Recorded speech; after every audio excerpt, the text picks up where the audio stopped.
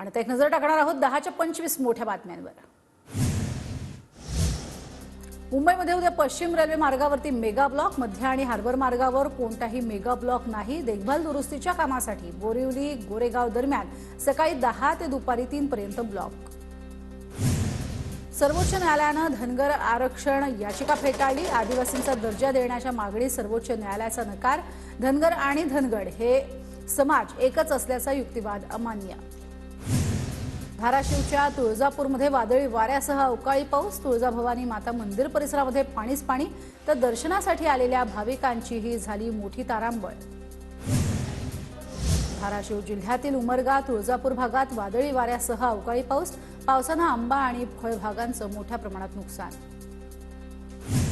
छत्रपती संभाजीनगर शहरामध्ये अवकाळी पावसामुळे अतोनात नुकसान। वादळी वाऱ्यामुळे पत्राची शेड बायपास रोडवरती येऊन पडली, तर कुठे झाडांच्या फांद्याही आल्या रस्त्यावर। लातूर जिल्ह्यातील किल्लारी, कासार, शिरसी, हासुरीसह अनेक भागात वादळी वाऱ्यासह गारांचा पाऊस। अचानक झालेल्या गारपिटीमुळे शेती पिकांचं मोठं नुकसान।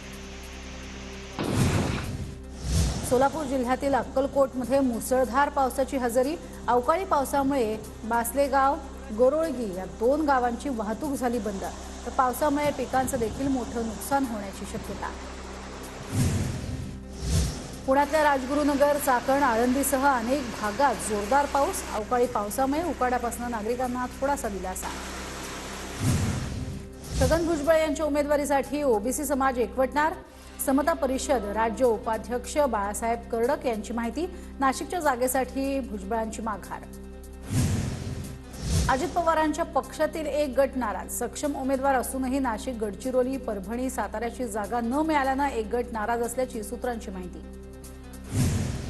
नागपूर रामटेक मतदारसंघाच्या ईव्हीएम मशीन स्ट्रॉंग रूममध्ये सुरक्षित। स्ट्रॉंग रूमला 3 स्तरीय सुरक्षा, तर 24 तास केंद्रीय सुरक्षा यंत्रणा तैनात। नागपूरच्या कळमना एपीएमसी मार्केटमध्ये 4 जूनपर्यंत ईव्हीएम मशीन सुरक्षित ठेवल्या जाणार। बहुजन विकास आघाडी पालघर लोकसभा स्वबळावरती लढणार। लोकसभा लढण्यासाठी 6 जण इच्छुक, तर राजेश पाटील यांच्या नावावरती एकमत होण्याची शक्यता। नाशिकच्या दिंडोरी लोकसभेमध्ये मविया पुढील पेच वाढला। मंधरणीनंतरही माकप नेते जेपी गावित दिंडोरीतनं निवडणूक लढवण्यावर ठाम।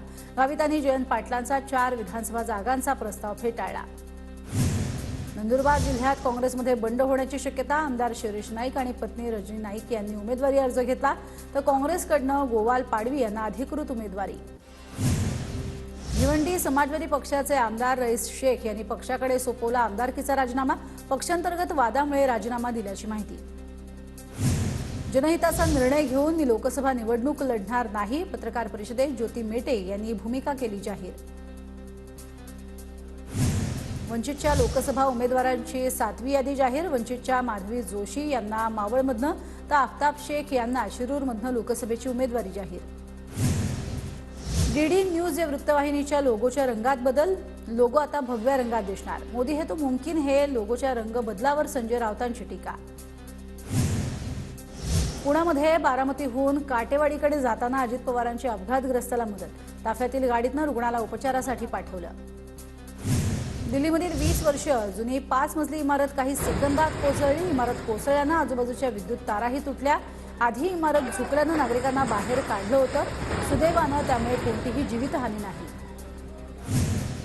इराण आणि इस्रायल यांच्यातील संघर्षाच्या पार्श्वभूमीवर इराकमधील लष्करी तळावरती स्फोट। हल्ल्यामध्ये एकाचा मृत्यू, तर 8 जण जखमी। हल्ला कोणी केला याची माहिती मिळालेली नाही। एअर इंडियाची तेल अवीवमध्ये जाणारी विमानसेवा 30 एप्रिलपर्यंत स्थगित। इराण इस्रायलमधील वाढत्या तणावाच्या पार्श्वभूमीवर घेतला निर्णय।